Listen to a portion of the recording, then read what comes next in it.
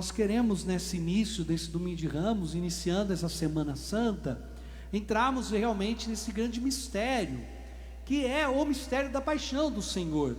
Não nos prendermos nas coisas, nos sinais, nos símbolos, mas realmente mergulharmos no mistério da paixão. Quer dizer, o que é de grande no domingo de Ramos é meditarmos desde já este mistério da cruz, de um Deus que, assumindo a nossa condição humana, humilhando-se a si mesmo, esvaziando-se a si mesmo de toda a sua glória, aceita ser humilhado, ferido, aceita ser profundamente levado à cruz, desprezado pelos homens, para reconciliar a humanidade com Deus e dar a todos nós a vida e vida em plenitude. Este é o grande centro do mistério da fé. Não se troca esse mistério simplesmente pelo ramo. É lógico, é muito importante que você tenha passado, pegou o seu ramo, nós abençoamos o ramo, né? E você pode até pegar aí na sua casa um raminho, no final pode dar a benção ali por esse ramo, mas o ramo não é o mais importante. O ramo é parte. O mais importante é esse mistério da nossa salvação.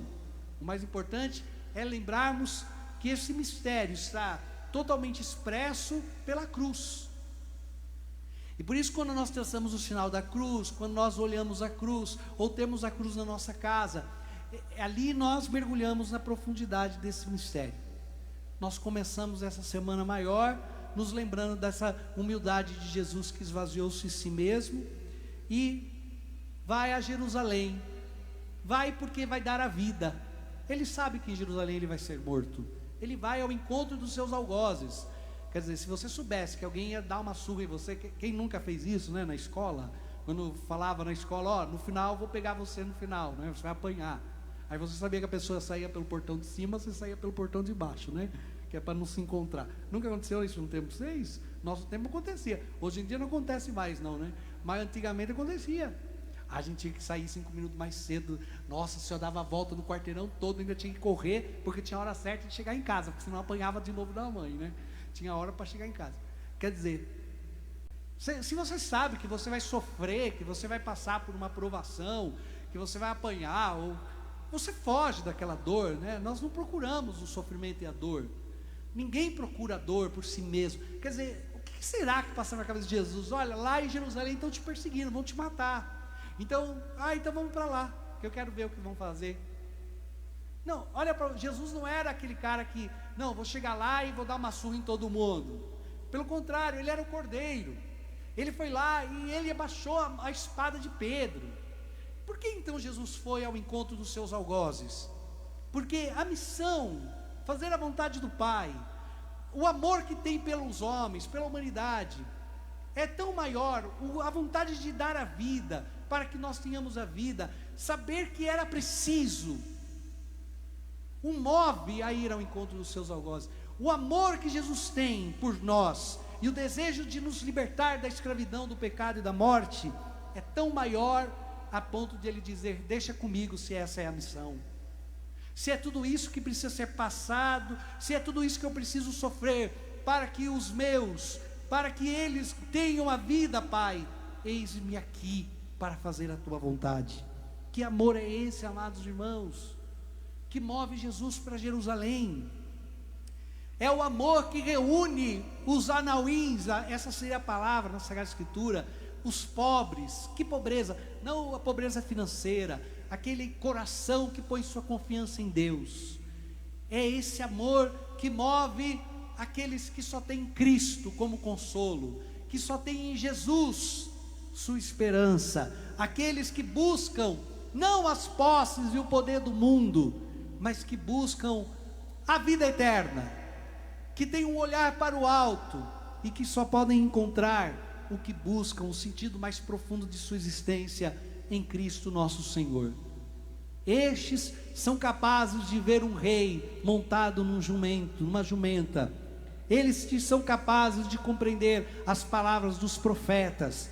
Estes são capazes de dizer que Cristo, que Deus é a sua riqueza e a alegria do seu coração. Como nos falta muitas vezes esse olhar do eterno. Por que há tantas pessoas sem esperança? Por que há tantas pessoas desencorajadas? Porque os seus olhos não estão voltados para o alto, porque suas vidas não são movidas em buscar os valores maiores, valores mais profundos. Não estou querendo dizer que nós já encontramos, que nós já estamos num outro patamar, num outro nível. Não, nós nos deparamos com as nossas misérias diariamente. Diariamente você olha para si mesmo e diz: que pobreza, que miséria, que pobreza de espírito, que falta, eu aqui sofrendo por essas coisas do mundo, por essas coisas passageiras, por essas coisas que não são tão superficiais. Vira e mexe, a gente tem que olhar para o espelho, né? Fazer aquele, né? Olha, vai ficar sofrendo por causa disso. Toma vergonha na tua cara, padre. Eu falo para mim mesmo, né? Quando alguém não fala, eu falo eu mesmo. Toma vergonha na sua cara, vai ficar sofrendo por causa disso, vai ficar aí apegado a essas coisas que são do mundo, essas coisas que são passageiras. É lógico, isso tudo te faz sofrer, mas os teus olhos estão voltados para Deus, para o alto, os valores que almejamos, as coisas que buscamos, o que move o sentido da nossa vida escapa da mão do homem, escapa do poder humano. Então, amados irmãos, quando um homem, quando uma mulher tem um coração leve e os seus olhos estão para o alto, encontram em Cristo o Rei da Glória, o Rei Supremo, humilde, na jumenta, o esplendor e a alegria de sua alma. Um homem e uma mulher de Deus, aberto para a palavra, dócil, manso à palavra, que está se deixando modelar por Cristo, a palavra, eu queria falar a palavra aqui, se torna, fica maravilhado diante das coisas pequenas, e que são tão divinas.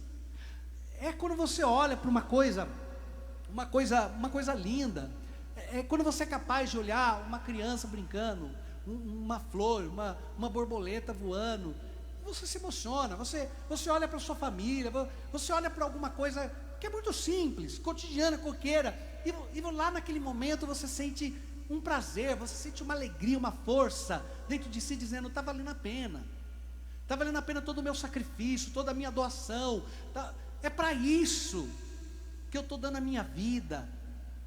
Você é capaz de se maravilhar com as coisas mais simples, porque nessas coisas simples, nessa simplicidade, você contempla Deus, você vê o eterno, você percebe que há algo maior do que a vida nesse mundo, e qual vale a pena nos consumirmos por completo. Então, receber Jesus, o Rei, que vem simples e entra em Jerusalém, é abrir também a Jerusalém da nossa vida, da nossa casa, a Jerusalém do nosso coração, para, buscando as coisas do alto, as coisas que escapam ao poder dos homens, receber de coração aberto, manso e humilde, acolhendo a palavra que em nós é semeada, e assim também diz a Sagrada Escritura na carta de Tiago: recebe com mansidão a palavra que lhe é semeada. Acolhe e abre o teu coração para com mansidão acolher o Rei. Abre os teus olhos espirituais e perceba nas pequenas coisas que Ele está no meio de nós, presente, vivo. E por isso que uma pessoa orgulhosa, uma pessoa dura de coração, não consegue compreender o mistério da Eucaristia. Como que Deus, Criador, Todo-Poderoso, eu estou pregando para vocês, né? Então eu olho para cá de vez em quando, para vocês também, tá? Então não sofre. Como que uma pessoa pode, como que Deus, Criador de todas as coisas, pode se encerrar prisioneiro na hóstia santa e ficar ali disponível na mão das pessoas? É muita humildade, uma humildade que só pode ser divina, um esvaziamento que o homem não é capaz de viver. Recebe com mansidão, abre, desarma o teu coração, começa a olhar para as coisas do alto, para que na Jerusalém da tua vida entre o teu Salvador, que confunde todas as tuas esperanças e expectativas. É verdade, ele foi acolhido em Jerusalém com honras, com cantos, com louvores. Era ali o reino da paz que todos buscavam no Senhor. Não resistentes ao mal, ele entrou, e o povo o saudava. Mas quanto maior a honra, quanto maior a saudação, quanto maior os louvores, depois, diante da queda, maior também pode ser a vergonha. Veja, amados irmãos, que o martírio, que a entrega da cruz, que o sofrimento da cruz já está presente na honra e nas glórias da entrada triunfante do domingo de Ramos. Deus quis deixar ser louvado por aquele mesmo povo que depois gritaria: crucificam. Deus quis deixar ser exaltado para se cumprir as promessas, as profecias, mas para que em tudo, também na sua glória, também no louvor, na dignidade, na honra a qual que ele merece, ele também fosse desprezado e humilhado. Já para pensar, nossa, o que é aquele homem passando com a cruz? Não é aquele Jesus que todo mundo cercava, aplaudia, que curou os cegos? Quem é aquele homem que está passando com a cruz, que não tem mais forma humana, desprezado e humilhado? Não é aquele que foi exaltado, cumprimentado com ramos de oliveira? Quem é esse Senhor?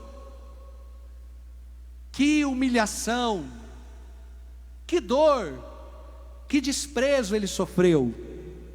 E nós, a qualquer menor palavra de ofensa, nos sentimos tão completamente indignados, nos sentimos tão no direito de nos ofendermos, que pensamos em deixar tudo, em deixar o Senhor, em abandonar os planos de Deus.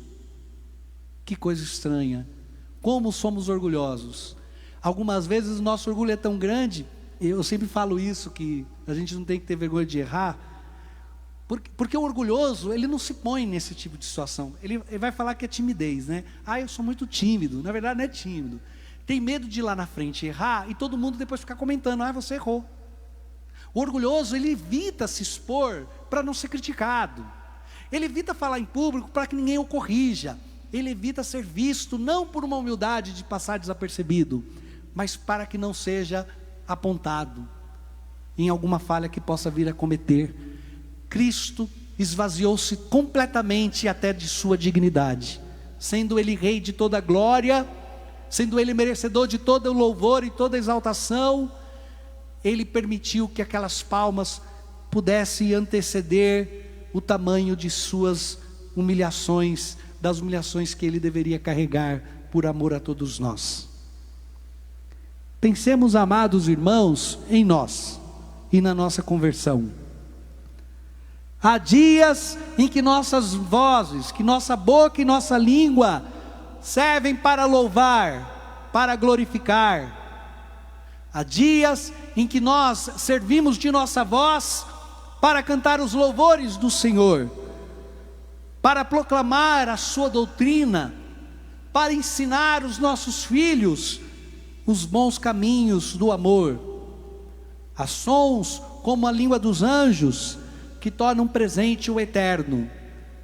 Nós também fazemos parte dessa multidão que exalta o Senhor, mas também nós fazemos parte daqueles os algozes que o crucificam, que zombam, que o derrubam, que causam no coração de nosso Deus uma dor tremenda.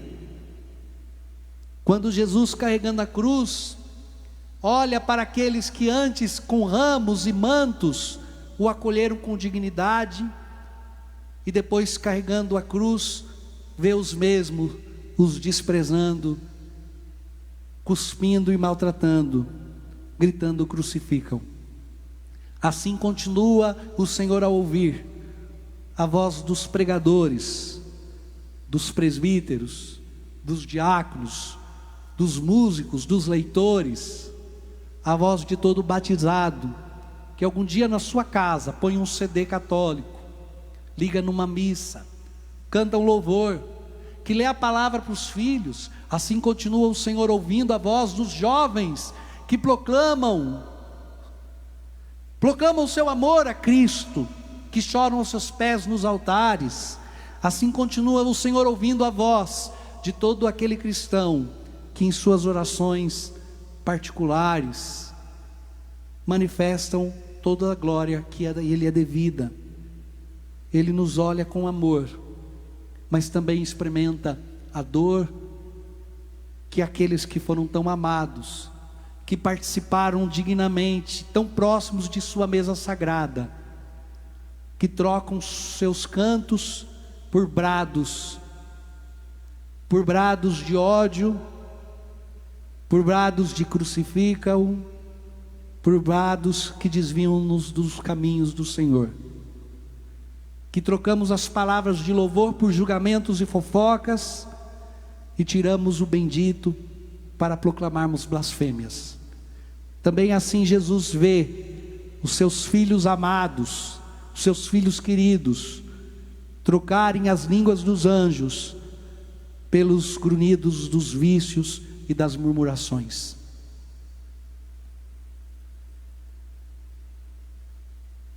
Aqueles mesmos nós que jogamos as vestes para que Jesus passe, que o acolhemos com tapetes de honra e glória, somos aqueles que nos pecados íntimos e escondidos do nosso coração açoitamos o Cristo. Nos pecados que chamamos de estimação, somos nós que trocamos os ramos e as palmas, os louvores e o triunfo a Ele devido, para tornar estes ramos como um espinheiro e uma coroa a ferir sua cabeça. Somos nós, este povo, que honrou o Senhor ao entrar em Jerusalém, que o faz chorar, porque nos ama, que o faz chorar com nossas ingratidões, que faz o nosso Deus chorar por amor, por saber a ruína em que nossa alma vive devido aos nossos pecados. Somos nós com os nossos pecados, somos nós com nossas vergonhas, somos nós que o fazemos chorar. Como ele olhou para Jerusalém e chorou. Ele que entrando glorioso, recolheu não os ramos e os louvores, mas os corações feridos pelos pecados, e dizendo: Pai, perdoa-lhes, porque não sabem o que fazem, suportou a dor da cruz, do abandono, do silêncio divino, que cala a alma dos homens, que por causa dos pecados se afastaram de Deus. Somos nós, que devemos olhar para o Cristo que entra em Jerusalém, e bater no peito e dizer: somos insensatos. Algumas vezes o aplaudimos, e outras vezes colocamos em perigo o paraíso. Amados irmãos, nesta semana com Jesus, possamos subir os degraus da santidade, possamos purificar o nosso coração das idolatrias, possamos abraçar os sacrifícios, e unidos a Jesus, buscarmos uma plena comunhão com o Pai, curando o nosso coração de todo o orgulho que nos afasta dele. Possamos todos nós encontrarmos a vida que está escondida no crucificado,